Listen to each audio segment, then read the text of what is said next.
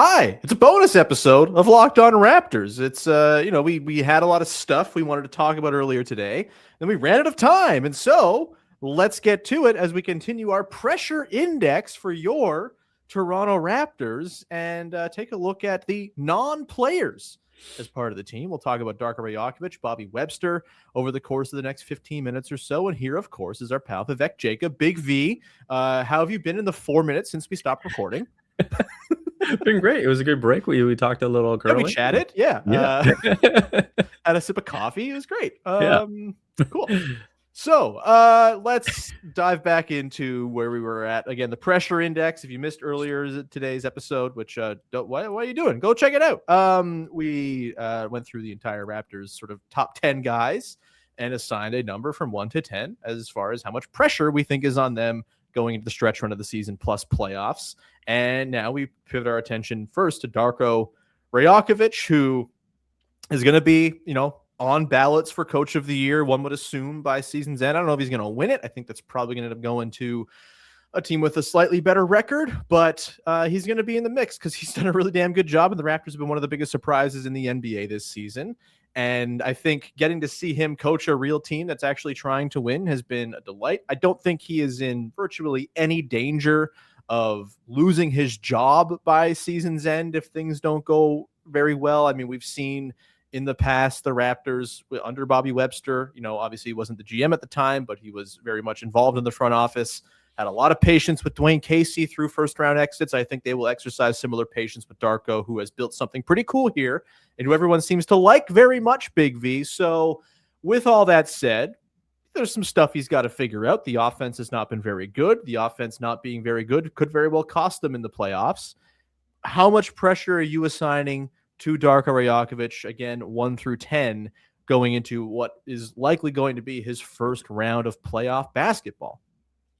So similar to the starting five, I said that Darko has to be at a baseline of 5, and so how much more am I tacking on top of that? And so I've got him down as a 7.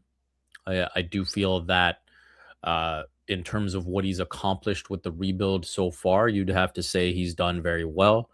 He's had to coach several different iterations of the team. This is the first season that he's had expectations coming in, and I think he's done really well for himself. This team, if they can just take care of the Bulls, they'll be back to 10 games above 500. And so by all means, when you look at what Vegas had, when you look at what a lot of prognosticators had, they've exceeded expectations or on course to. So good stuff there. I think when you look at the development of players, we look at RJ differently now in terms of what he's able to do offensively, the importance to this team. You look at where there's maybe opportunity to see more. We'd like to see Jacoby further along than he is right now. We'd obviously like to see Grady Dick further along than he is right now. Maybe to an extent you can say that about Quickly. And so, evaluating all of that, the stuff you said about the offense, I think that's a big one. The clutch time offense is something that has to really uptick. The half court offense is something that has to improve. And then, even in transition, when you look at the opportunities that they miss out on, even though, from a fast break point total standpoint, they're doing great, they're not a very efficient transition offense team. And so why, they kind of seem to have the wrong phone number when they seem to get out on the break and, not be on the same page is something that at times can be frustrating. And so all of that, I think in the playoffs, if it all kind of snowballs into a bad performance, I think it could very quickly become a question of, okay, you've taken us through this rebuild stage well. You're going to have to show that you're a playoff guy. And so, 82 game coaches, 16 game coaches, we've seen that difference between Casey and Nurse. And I think that Darko is going to have to show that he can transition from a pressure standpoint, long-term standpoint. Like there's no way he's going to lose his job over what happens in these playoffs. Not But a I think chance. Yeah. I think that a bad playoff performance would definitely put the pressure on for next season, saying, "Hey, this can't happen again." That's what I was going to kind of get at. I think like the pressure seems to me pretty low going into this year's playoffs because we haven't seen it, right? Like it's hard to evaluate when we have no clue what playoff Darko is like. We don't know what sort of tactics he's going to deploy, how quick he'll be with in-game adjustments. And this is the playoff run that will set the stage for how much pressure he's under next season for sure. I think I'm hopeful that he can, kind of pull the right cranks and levers in a postseason situation, right? Like there's it's such a different environment, and it's so again, it's really hard to know without having seen a guy do it. It's the same where it's hard to kind of project what the Raptors are going to do. Yes, you can kind of infer from the style of players they have and the skill sets and the weaknesses who might play up in the playoffs and who might not, but it really is kind of a you only know when you see it type of thing, and that applies to coaching as well. I do think the offensive stuff in particular, like I feel pretty good about the way he's coached this defense, and I feel like that's going to hold up well in the postseason. What happens when the offense kind of bogs down, right? Does he show some ingenuity? Does he change up the ways in which they get Brandon Ingram the ball? I really did not like the process of the offense in that game against the Pistons, for example, where it was just like time after time. Let's just wait for Ingram to emerge from the sea of off-ball screens we set for him as the Pistons stay glued to him. And then all of a sudden there's 8 seconds on the clock. He's not free for something yet. And you got to kind of bail yourself out with just kind of some half-assed, half-baked offense. Can he find alternative ways to get the ball into his best player's hands in situations where it's going to be conducive to them finding success, right? They've had moments of really good half-court offense, and I do think the playoffs are really going to be a great test for the style of offense they play. Typically, the sort of, heavy passing, heavy off-ball movement stuff is a little easier to shut down and turn the water off in the postseason just because it really is just like an attention and focus game, and they don't quite have that sort of domineering force of an on-ball player to just kind of break everyone's brains and break every coverage. I think Scotty Barnes, I'm fascinated to see what they do with him. He's been a very good isolation player this season. I'm curious to see if they shift the sort of burden of creation a little bit more his way in the playoffs versus what it's been in the regular season, as Ingram has carried a lot of that water. Like there's a whole lot of stuff at play here with the offense. And I think there will, of course, be adjustments that need to be made, and how he makes those, what kind of lineups he deploys, how he gets sort of creative with the types of players he has. And like to his, to the roster's credit, I think he has a lot of different ways he can deploy a lot of these dudes. But it's going to be the real testing ground. So I have it at like a 5 or a 6, just because you're going into the playoffs. There's pressure under every coach, but I could see this being something like an 8 or a 9 a year from now if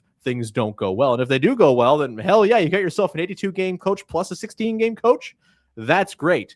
We'll come back and talk about Bobby Webster and the Raptors front office, who seem like they're in pretty good shape with ownership. The new Rodgers led situation with Keith Pelly and Ed Rodgers with his little fingers in the pie.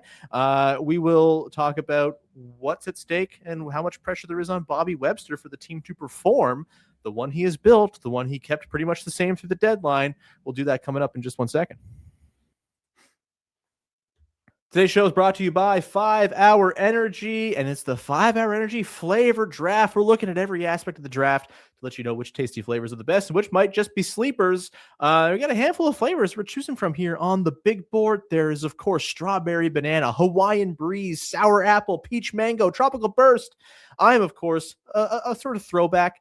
I'm a berry man. I used to have the berry all the time when I was doing my late night study sessions and writing essays the night before they were due and staying up all night when I was in school. That's a real sort of taste memory for me, those 5 Hour Energy berries. So that'd be my number one pick on the board, but you can go and peruse all the flavors that you might pick number one over at 5hourenergy.com. It's a great little sugar-free boost to get you through the rest of your day. A ton of flavors to go and choose from. Find your favorite flavor of 5 Hour Energy shots available online at 5hourenergy.com or Amazon today. Today's show is also brought to you by Quo. your business communications, they're important. They keep you in touch with your customers. And if they're not on point, you could lose customers. It's that simple. That is why Quo is here. They are the single best phone system, communication systems for you to operate your small business with. Spelled QO, they're the smartest way to run your business comms. Your whole team can call and text from one shared business number so nothing gets missed. Everyone sees the full conversation thread, which makes replies faster and more personal. Works right from your phone or your computer. You can even keep your existing number. That is a huge deal. It's no surprise that Quo is the #1 rated phone business phone system on G2, trusted by more than 90,000 businesses, from solo operators to growing teams. Make this the year where no opportunity and no customer slips away. Try Quo for free. Plus, get 20% off your first 6 months when you go to quo.com/LockedInNBA. That's QO.com/LockedInNBA. Quo. No missed calls, no missed customers. And today's show is also brought to you by our pals at Indeed. Workplace chaos, deadlines stacking up, inbox overflowing, and the one position you really got to fill is still sitting open. When the pressure's on and you need the right hire, this is a job for Indeed sponsored jobs, which helps you reach the people who actually fit what you're looking for: skills, expertise, experience, location, all of that. And it goes right in front of those candidates instead of just hoping you have the right candidates stumble across those jobs. And here's a stat that says it all. In the minute I'll be talking to you here, companies like yours will make 27 hires on Indeed, according to Indeed data worldwide. So if you're hiring, spend less time searching and more time interviewing candidates who check all the boxes with Indeed sponsored jobs. And listeners of this show will get a $75 job sponsored credit to help get your job the premium status it deserves at Indeed.com/podcast. Just go to Indeed.com/podcast right now and support our show by saying you heard about it on this podcast. Indeed.com/podcast. Terms and conditions apply. Need to hire? This is a job for Indeed sponsored jobs. All right, back at it here on the bonus episode with Big V as we dig on into the front office of the Toronto Raptors, mostly putting this squarely on Bobby Webster in his first full year as the head honcho, the grand poobah of your Toronto Raptors.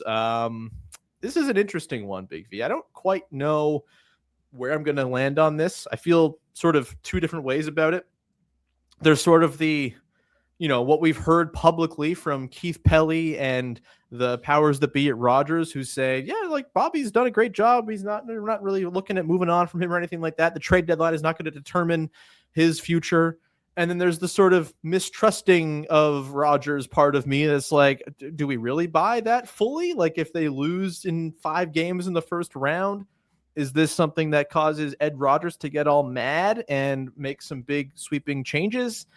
I don't quite know how I feel about this. Where are you putting the pressure on Bobby Webster? Is it something where just like maybe you just go in assuming it's a 10 and just like hope things go very well to avoid the hammer of Rogers? Or do you think it's maybe a little bit more copacetic between Bobby and the dudes who just less than a year ago, did an expansive search apparently and came back and said, Bobby's our guy? I have very, very little finger on the pulse of this one. Where are you feeling?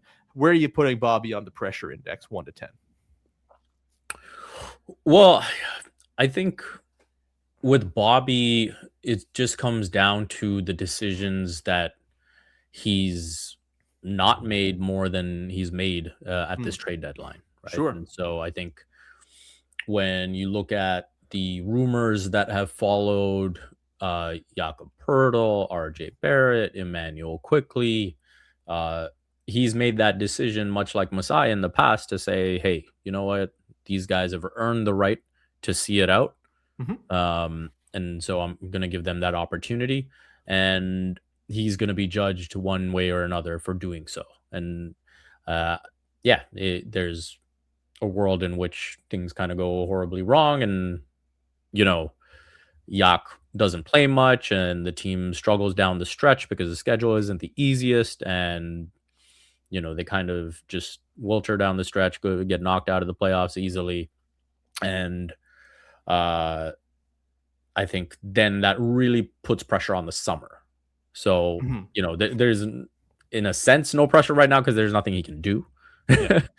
But in the other sense, depending on how things play out the rest of the way, he could be at a 10 in the summer. And they could be saying, hey, like, we need to see wholesale changes. This is what we asked for. Will it get to that level? I think that's probably the bigger thing we're trying to get at here. For everything we've seen, I'd probably say Bobby's at a 7.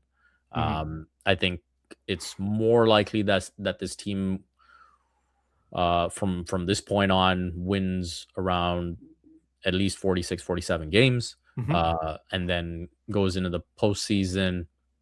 Ideally, if they can win a couple, that'd be great. If they uh, even if they get swept by say a Boston team or a Knicks team, uh, I could see it just being like, hey, okay, we've got some things to figure out. Like there's pressure to do stuff. There's Mhm. things that didn't work out the way it should, but we're still gonna give you the opportunity to figure it out. Yeah, I think I'd probably even maybe take it as a 6 for Bobby, maybe even a 5, just because I do think what they've done this season is kind of already probably cemented in that like some job security this summer. And I think it's largely because I don't get the sense that the Rogers, owners are super keen on the idea of like a full teardown.